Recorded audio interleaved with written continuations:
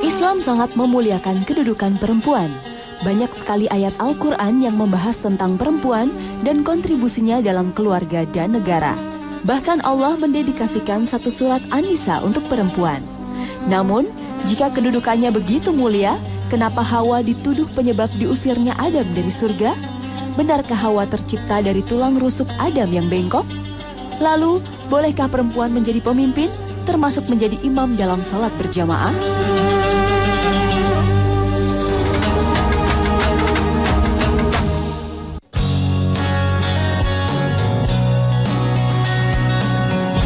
Assalamualaikum warahmatullahi wabarakatuh.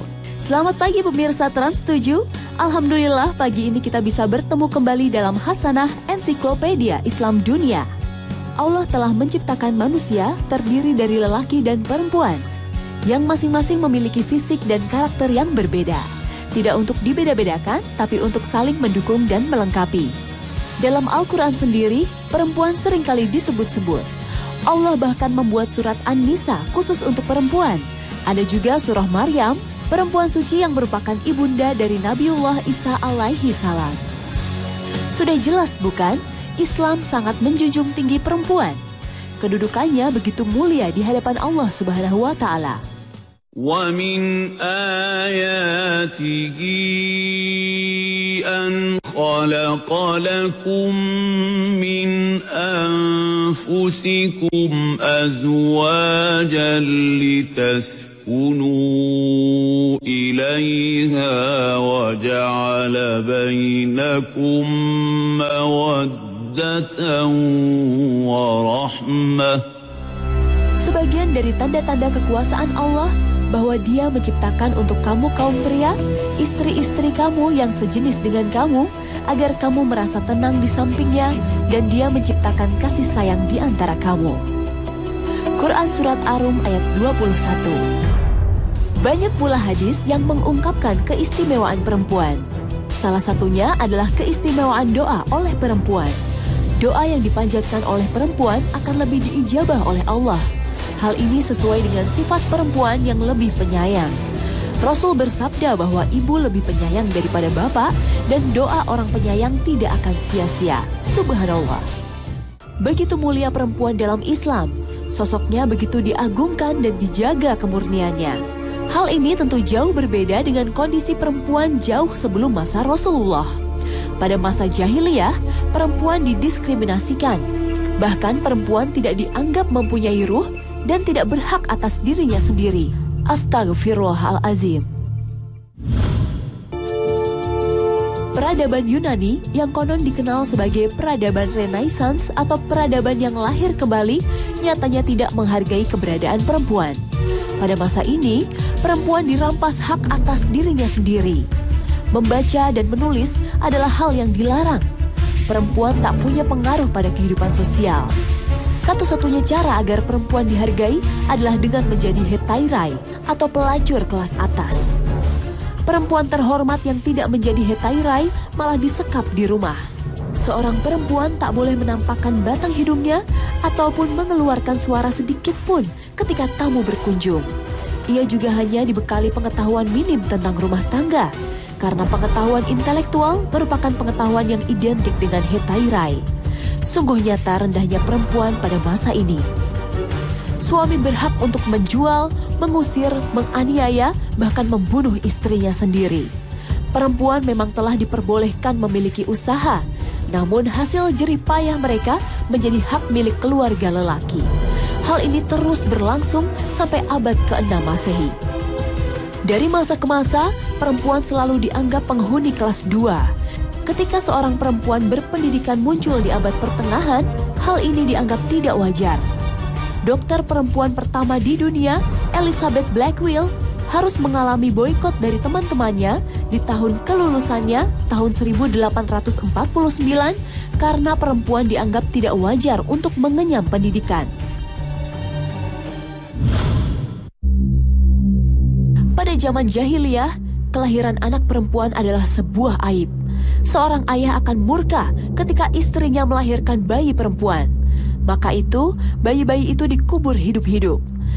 Karena tekanan sosial inilah, seorang ibu bahkan menggali lubang ketika dia akan melahirkan. Jika anaknya perempuan, ia akan menguburnya hidup-hidup dalam lubang yang sudah dibuatnya. Allah benar-benar melaknat tindakan ini, seperti pada firman-Nya. Dan apabila seseorang dari mereka diberi kabar dengan kelahiran anak perempuan, hitamlah, merah padamlah mukanya, dan dia sangat marah. Ia menyembunyikan dirinya dari orang ramai disebabkan buruknya berita yang disampaikan kepadanya. Apakah dia akan memeliharanya dengan menanggung kehinaan, ataukah akan menguburkannya ke dalam tanah hidup-hidup? Ketahuilah alangkah buruknya apa yang mereka tetapkan itu. Surah An-Nahl ayat 58-59.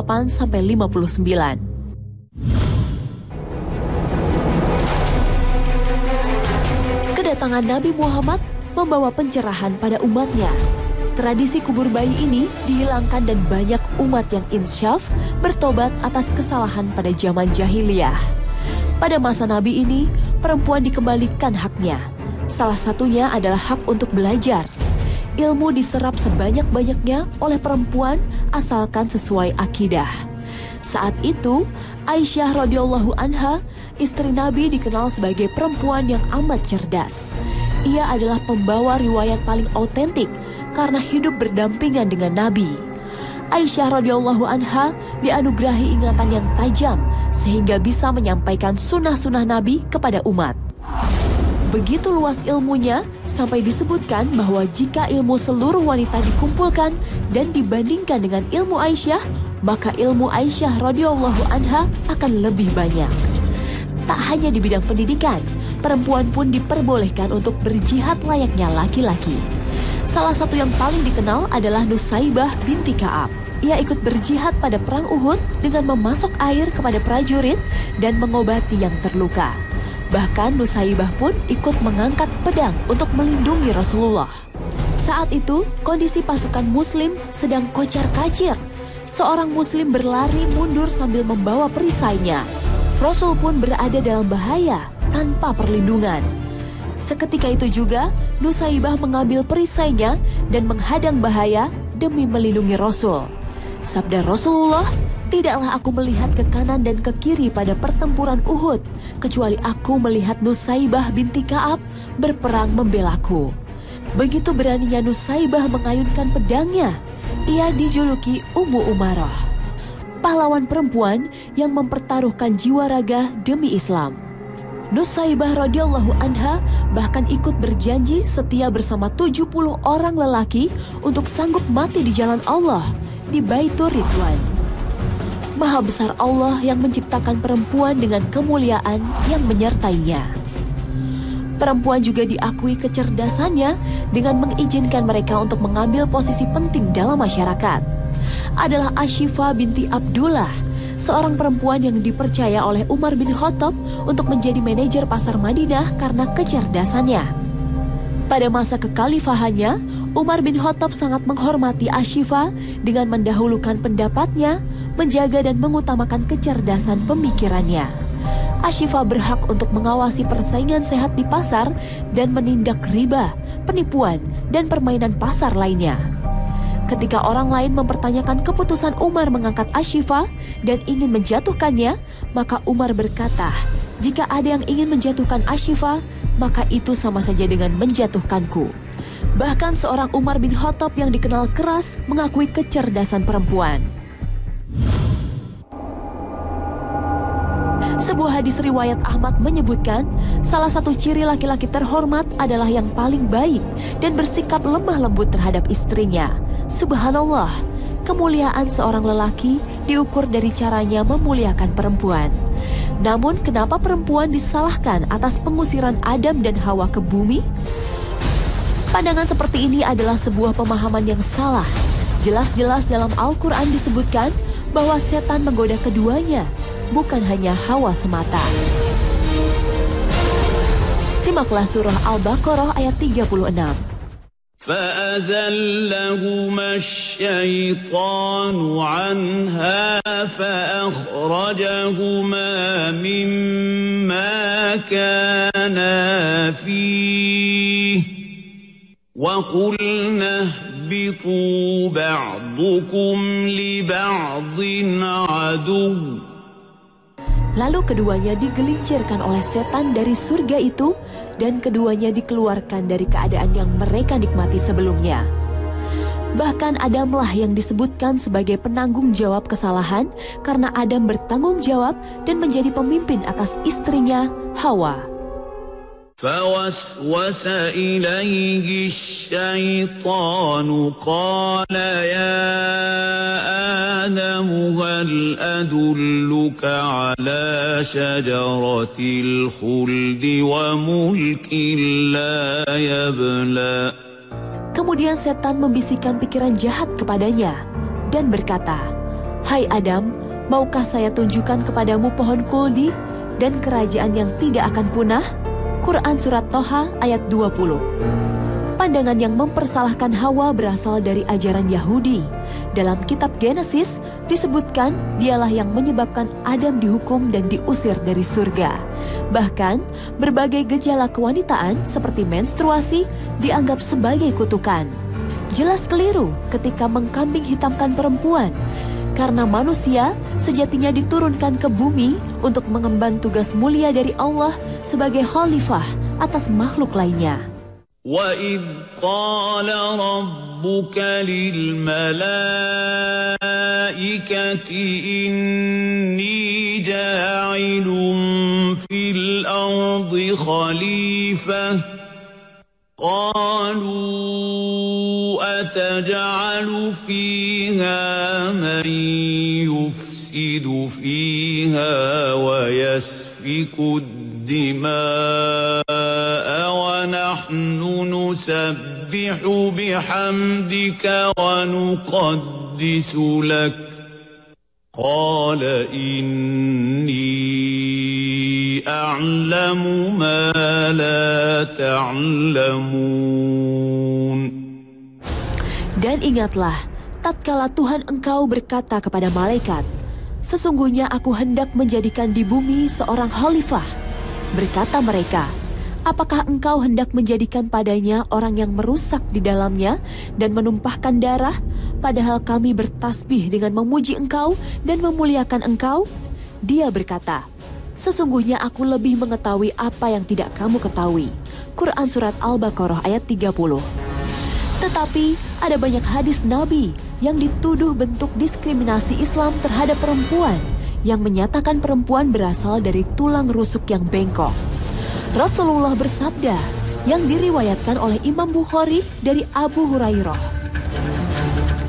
"Saling berwasiatlah kalian untuk berbuat baik kepada perempuan, karena sesungguhnya perempuan itu diciptakan dari tulang rusuk, dan yang paling bengkok dari tulang rusuk itu adalah bagian paling atasnya. Jika kamu berusaha meluruskannya, kamu akan membuatnya patah, dan jika dibiarkan, ia akan terus bengkok. Karena itu, saling berwasiatlah kalian untuk berbuat baik kepada perempuan." Hadis riwayat Bukhari. Meskipun sanadnya sahih, sebagian feminis seperti Rifat Hasan menilai hadis ini bertentangan dengan Al-Quran karena Allah telah menciptakan manusia dengan sebaik-baiknya bentuk. Pendapat ini mengundang banyak kritikan. Yang dimaksud hadis ini lebih bermakna metafora, seperti yang dikemukakan oleh para ulama seperti Syekh Rasid Ridho dalam Tafsir Al-Manar dan Syekh Yusuf Qardawi. Dalam hadis ini, Rasulullah memerintahkan kaum laki-laki untuk memperlakukan istri dengan lemah lembut dan tidak tergesa-gesa dalam memperbaikinya jika menemukan sesuatu yang tidak disukai. Apalagi dalam hadis lain, riwayat Bukhari, dijelaskan perempuan itu seperti tulang rusuk.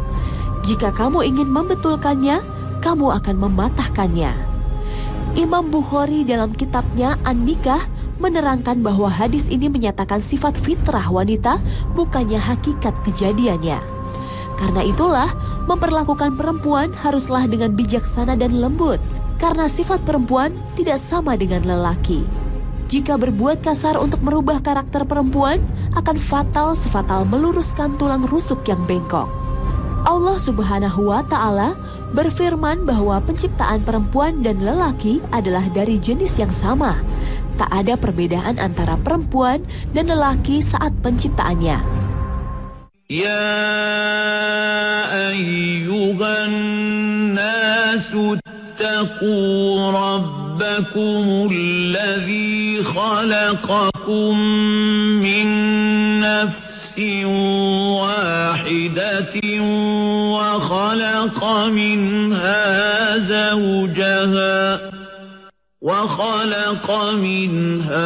زوجها وبث منهما رجالا كثيرا ونساء واتقوا الله الذي تساءلون به والأرحام إن الله كان عليكم رقيبا. Hai sekalian manusia, bertakwalah kepada Tuhanmu yang menciptakan kamu dari nafs yang satu atau sama, dan darinya Allah menciptakan pasangannya. Dan dari keduanya, Allah memperkembangbiakan lelaki dan perempuan yang banyak. Quran Surat An-Nisa ayat 1. Feminisme merupakan gerakan perempuan yang menuntut emansipasi atau kesamaan dan keadilan hak dengan lelaki. Misi yang diusung adalah kesetaraan hak dan kesempatan untuk perempuan seperti yang diberikan pada lelaki. Melihat definisi tersebut di atas, sudah jelaslah bahwasanya Islam tidak mengenal gerakan feminisme. Karena jauh sejak zaman Rasulullah, perempuan telah diangkat martabatnya, diberikan haknya untuk belajar, bekerja, dan memainkan peranan dalam masyarakat layaknya seorang lelaki. Zaman modern seperti sekarang ini, banyak perempuan yang bekerja di luar rumah. Haramkah hal tersebut? Benarlah bahwa surat Al-Ahzab ayat 33 menyebutkan, "Dan hendaklah kamu tetap di rumahmu, dan janganlah kamu berhias dan bertingkah laku seperti orang-orang jahiliyah terdahulu." Menjadi seorang ibu rumah tangga memang adalah pekerjaan yang sangat mulia, karena di tangan merekalah generasi muda tangguh penerus bangsa dilahirkan. Sebuah negara akan maju dengan didikan dini seorang ibu terhadap anaknya. Seorang anak sangat membutuhkan kehadiran ibunya untuk membentuk kepribadian yang kuat dan penuh kasih sayang. Mengabaikan kebutuhan dasar anak adalah berarti mengabaikan jati diri perempuan. Seorang ibu rumah tangga sudah dijanjikan oleh Allah pahala yang melimpah dan pintu surga yang siap terbuka. Bahkan amalan seorang ibu rumah tangga disamakan dengan perjuangan jihad berperang di jalan Allah. Pekerjaan salah seorang di antara kalian di rumahnya menyamai amalan para mujahidin fisabilillah. Hadis riwayat Al-Bazar. Begitu tinggi derajat seorang ibu rumah tangga. Namun demikian, seorang ibu yang memutuskan untuk bekerja juga tidaklah salah. Asalkan hal tersebut dilakukan untuk membantu kelangsungan hidup keluarga. Bekerja juga menjadi sesuatu yang sunnah atau wajib bila seorang perempuan menjadi janda dan tidak ada yang menanggung kehidupan ekonominya. Daripada meminta-minta, Allah lebih menyukai yang berusaha bekerja dengan kemampuannya. Perempuan yang bekerja untuk membantu keluarganya juga diizinkan. Seperti yang dikisahkan dalam Al-Quran, Surah Al-Qasas ayat 23. Kedua wanita itu menjawab, "Kami tidak dapat meminumi ternak kami sebelum pengembala-pengembala itu memulangkan ternaknya. Sedangkan bapak kami adalah orang tua yang telah lanjut umurnya." Al-Qasas ayat 23. Meski perempuan diizinkan bekerja, namun tetap harus menaati akidah dan wajib menjaga martabat diri, suami, dan keluarganya. Katakanlah kepada wanita-wanita yang beriman, hendaklah mereka menahan pandangannya dan memelihara kemaluannya, dan janganlah mereka menampakkan perhiasannya, kecuali yang biasa tampak daripadanya. Quran Surat An-Nur ayat 31. Lalu bagaimana dengan pekerjaan rumah tangga yang ditinggalkan ibu yang bekerja? Tidaklah salah atau memalukan jika suami turut membantu. Asma, putri Khalifah Abu Bakar, dibantu oleh suaminya untuk urusan rumah tangga. Seperti juga ia membantu suaminya dalam memelihara kuda, menyabit rumput, dan juga menanam benih di kebun.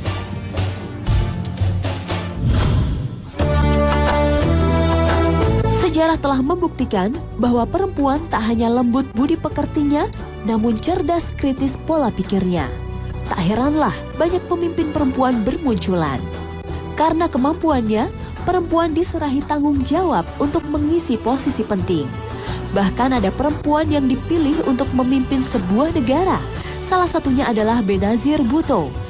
Dia adalah Perdana Menteri perempuan pertama yang dipilih oleh Pakistan yang notabene adalah negara Muslim. Bagaimana Islam memandangnya?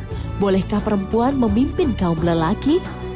Kontroversi bermunculan terkait kepemimpinan perempuan. Penolakan berdasarkan ayat Al-Quran yang menyatakan bahwa lelaki adalah pemimpin bagi kaum wanita.